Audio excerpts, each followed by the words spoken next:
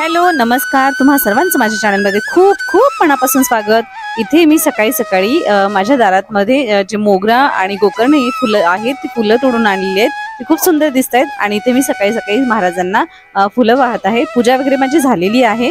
आज प्रेमनीच पूजा केलेली आहे आणि पूजा वगैरे झाली आहे। महाराजांना फुलं वाहून घेते। जो मोगऱ्याचा सुगंध आहे ना तो खरंच खूप छान पसरतो। मोगऱ्याला काय द्यावं, कोणतं खत द्यावं याचा व्हिडिओ सुद्धा मी मागे केलेलाच आहे।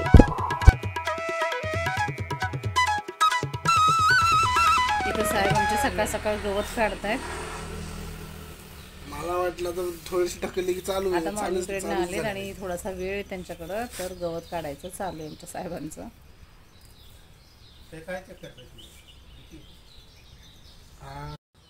पुदिना चांगला आला त्या दिवशी लावलेला, फुटायला लागला आता चांगला। आणि मी इथे चहा घेते।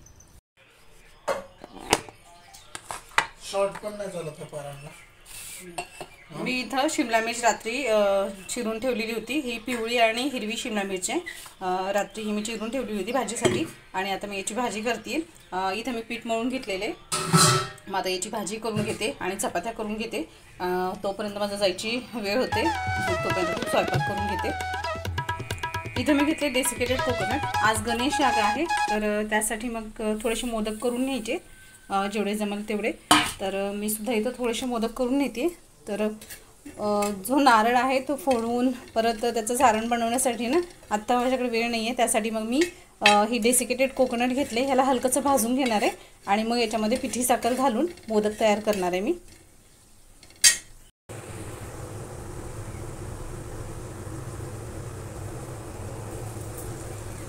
आज गणेश याग आहे तर केंद्रामध्ये आज गणेश याग संपन्न होणार आहे। त्यासाठी मोदक आणि पांढऱ्या रुईची फुलं आणि जे दुर्वा असतात त्या दुर्वा घेऊन जायचे असतात। दुर्वाची एक जुडी घेऊन जायची असते केंद्रामध्ये। लाह्या वगैरे घेऊन जातात, गणपतीला जे आवडतात ते पदार्थ घेऊन जातात, कारण आपण त्याचा स्वाहाकार करत असतो आणि गणेश यागाला ह्या सर्व गोष्टी लागतात। तर प्रेम आणि परी हे दोघं सुद्धा आज केंद्रामध्ये येणार आहेत। मग आधी मी मोदक बनवायचा काही माझा विचार नव्हता, पण मग नंतर म्हटलं नाही डेसिकेटेड कोकोनट आहे तर मग त्याचा आपण मोदक बनवू शकतो। सगळ्यांनाच आपल्या परीने 5, 10 म्हणजे 5 किंवा 11 असे मोदक बनवून आणायला सांगितले होते। ज्यांना जसे जमतील तसे कमीत कमी 5 मोदक तरी आणायला सांगितले होते, मग ते आपला स्वाहाकार वगैरे करता येतात।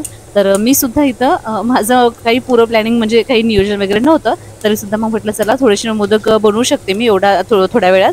मग मी इथं मोदक बनवतीये आणि हे तळणीचेच मोदक आणून बनवायला सांगितलेले होते। मोदक वगैरे बनवून झाल्यानंतर मला अजून तयार व्हायचं आहे साडी वगैरे नेसून। आज गणेश याग असल्यामुळं लाल साडी किंवा पांढरी साडी नेसायला सांगितलेली होती। अशा लेडीज घेऊन म्हणजे अशा साड्या नेसून येतात। मुद्दा काय आहे ना की गणपतीला लाल कलर आवडतो, मग त्याच्यासाठी लाल साडी। आणि आपल्या साड्यासुद्धा ज्या कपाटात ठेवलेल्या असतात ना, ज्याचा ढीग लागलेला असतो त्यासुद्धा आपल्या नेसून होतात आणि आपल्या स्वतःलाही एक छान वाटतं। रोज एक नवीन कलर असलेल्या साडींचा आपल्याकडे इतक्या साड्या असतात, आपल्याला कधी कधी लक्षातही येत नाही की आपली एखादी साडी कपाटात ठेवलेली आहे की आणखी आतमध्ये कुठेतरी ठेवलेली आहे। मग ती आपण साडी काढतो आणि या सप्ताहाच्या टायमिंगमध्ये ना सगळ्या साड्या नेसून होतात। मी सुद्धा रोज एक साडी नेसत असते, पिवळ्या कलरची, लाल कलरची। हे मोदक झालेत आणि इथं भाजी झाली। आता माझा स्वयंपाक तयार झालेला आहे आणि आता मी तयार होतीये, कारण 7:30 वाजत आले, मला पोहोचलं पाहिजे केंद्रामध्ये। तर आता मी तयार होते, 9लाच निघायचं। तर आता मी चालली केंद्रामध्ये। जाऊन झाले आणि केंद्रामध्ये गेल्यानंतर भोपाळी आरती आहे, तर मला आता लेट झाले तर मी निघते। माता की जय, श्री अंबा माता की जय, श्री अंबा माता की जय।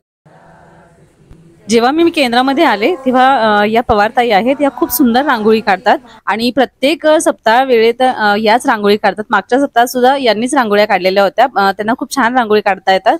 आणि मी केंद्रात आले तेव्हा आरती चालू होती। आरती वगैरे झाल्यानंतर आम्हाला जिथं गुरुचरित्र वाचनाला बसवलेलं होतं तिथं आले, महाराजांना मुजरा केला आणि गुरुचरित्राचं पारायण सुरुवात केली। काळ मृत्यू न बाधे जाण अपमृत्यू काय करी, ज्यासी नाही मृत्यूचे भय त्यासी येवनाचे तो काय। आमच्या केंद्रामध्ये यावेळेस जवळजवळ 110 लोक बसलेले आहेत आणि त्यांचं प्रातिनिधिक स्वरूपात जे गुरुचरित्राचं वाचन आहे ते मी आणि माझ्या सोबत माझी मैत्रीण जाधवताई आहेत, आम्ही दोघीजण प्रातिनिधिक स्वरूपामध्ये गुरुचरित्राचं वाचन इथं करत असतो। मागच्या सप्ताहाला सुद्धा आम्ही दोघी होतो, 3 जणी होतो, तर आता यावेळेस आम्ही दोघी आहोत। तर इथं गुरुचरित्राचं वाचन आता कंप्लीट झालेलं आहे आणि यानंतर होणार आहे गणेश याग. आता ही सध्या गणेश यागाची तयारी चालू आहे.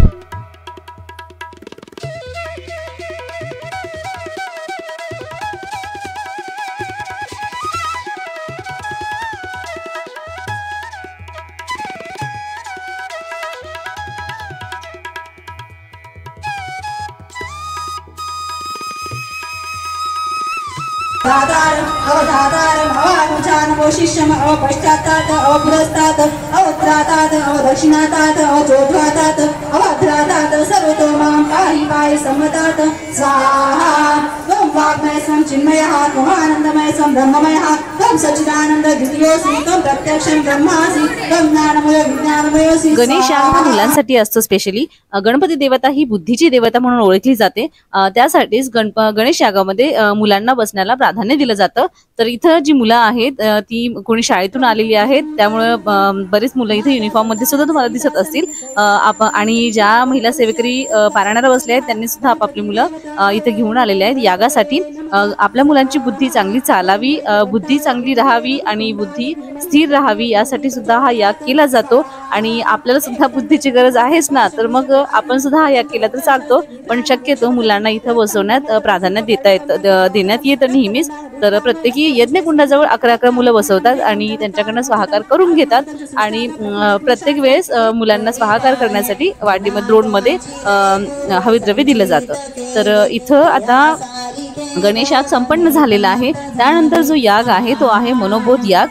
इथं समर्थ रामदास स्वामींचे जे श्लोक आहेत इथं त्याचा स्वाहाकार केला जातो. तर इथं चालू आहे मनोबोध याग. मनोबोध याग झाल्यानंतर आजच्या दिवसाचं जे वाचन आहे, आजच्या दिवसाच्या ज्या सेवा आहेत त्या संपन्न होतात. त्यानंतर मग संध्याकाळीच औदुंबर प्रदक्षिणेसाठी इथं केंद्रामध्ये सगळ्या महिला येतात आणि औदुंबर प्रदक्षिणा करून मग जे संध्याकाळी विष्णू सहस्त्रनाम आहे ते करतात. तर इथं बघा मी सुद्धा इथं आलेली आहे औदुंबर प्रदक्षिणा करण्यासाठी. औदुंबर प्रदक्षिणा करताना खूप छान वाटतं. कितीही थकलेलं असलं ना आपण तर औदुंबर प्रदक्षिणा करून एक एनर्जी येते असं वाटतं. एक आपल्यामध्ये ना चैतन्य आल्यासारखं होतं. कारण सगळ्या जणी महिला ज्या आहेत ना आपल्या कामातून म्हणजे आपल्या पूर्ण घरकामातून वेळ काढून इथे येतात, औदुंबर प्रदक्षिणा करतात. एक आपल्याला ना एन्जॉय म्हणा आपल्याला करता येतो, देवाचं नावही घेता येतं आणि आपल्याला असं खूप छान एन्जॉय करता येतं. त्यामुळं औदुंबर प्रदक्षिणा करताना त्याचे सुद्धा खूप महत्व आहे बरं. औदुंबर प्रदक्षिणेचं स्वतः एक महत्व वेगळं आहे. तर ते सुद्धा तुम्हाला मी एखाद्या व्हिडिओमध्ये नक्की सांगेन. तर इथं औदुंबर प्रदक्षिणा चालू आहे आणि सगळ्या महिला ज्या आहेत त्या खूप एन्जॉय करतात. यानंतर विष्णू सहस्त्रनाम होणार आहे. यानंतर आधी आरती होईल.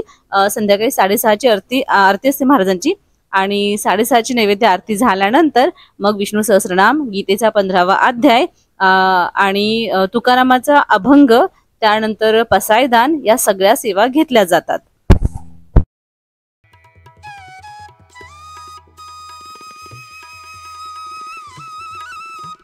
औदुंबर प्रदक्षिणा करताना जे गाणं लावलं जातं ते खूप छान वाजतं.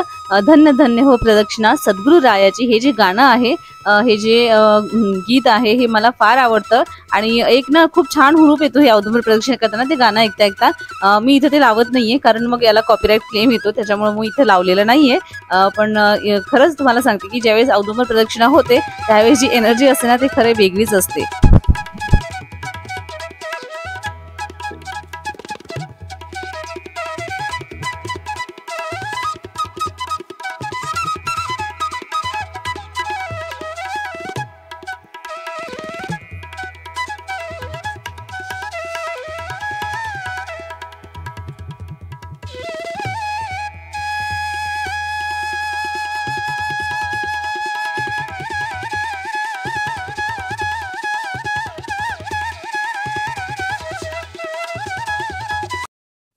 तर आजच्या दिवसाचं वाचन झालं, आजच्या दिवसाचा मनोबोध याग, गणेश याग ते संपन्न झाला. आणि त्यानंतर मी थोड्या वेळ घरी गेले. घरी जाऊन मग परत मी पुन्हा माघारी आले 5 वाजता, कारण 5:15-5:30ला औदुंबर प्रदक्षिणा सुरू होतात आणि 6:30ला महाराजांची आरती होते आणि त्यानंतरची सेवा त्यानंतर घेतल्या जातात. तर अशा पद्धतीने आजचा दिवस मी इथं आजचा दिवस आम्ही इतका आनंदात आणि छान पद्धतीने साजरा केला. तर आजचा व्हिडिओ मी इथंच एंड करते. तुम्हा सर्वांना माझे व्हिडिओ आवडतात का ते सुद्धा मला कमेंटमध्ये नक्की सांगत चला. तुम्हा सर्वांना माझे व्हिडिओ कसे वाटतात ते सांगत चला. आणि महत्त्वाची गोष्ट म्हणजे खूप लोक माझे व्हिडिओ बघतात पण अजूनही चॅनलला सबस्क्राईब केलेलं नाहीये, तर प्लीज चॅनलला सबस्क्राईब करा आणि व्हिडिओ जर आवडत असतील तर एक लाईक नक्की करा आणि आपल्या कुटुंबियांसोबत फ्रेंड्स सोबत शेअर करत चला. असाच सपोर्ट कायम राहू द्यात. तर आजचा व्हिडिओ मी इथंच एंड करते. तुम्हा सर्वांना माझे व्हिडिओ कसे वाटतात ते प्लीज मला कमेंटमध्ये नक्की सांगा. छान छान कमेंट करा. खूप वाट बघत असेल मी तुमच्या कमेंटची आणि मला फार आवडतं तुमच्या कमेंट्सला रिप्लाय करायला. तर प्लीज कमेंट करत चला. तर चला पुन्हा भेटेन उद्याच्या व्हिडिओमध्ये. उद्या जो याग आहे तो आहे चंडी याग. तो व्हिडिओ बघायला अजिबात विसरू नका. उद्याच्या व्हिडिओमध्ये खूप छान चंडी यागाचं तुम्हाला महत्त्व सांगेन आणि त्याच्यामध्ये मला जितकं शेअर करता येईल तुमच्याबरोबर ते सुद्धा शेअर करण्याचा मी प्रयत्न नक्की करेन. तर चला आजचा व्हिडिओ मी इथे एंड करते. पुन्हा भेटेन उद्याच्या व्हिडिओमध्ये. तोपर्यंत बाय. सर्वांना श्री स्वामी समर्थ.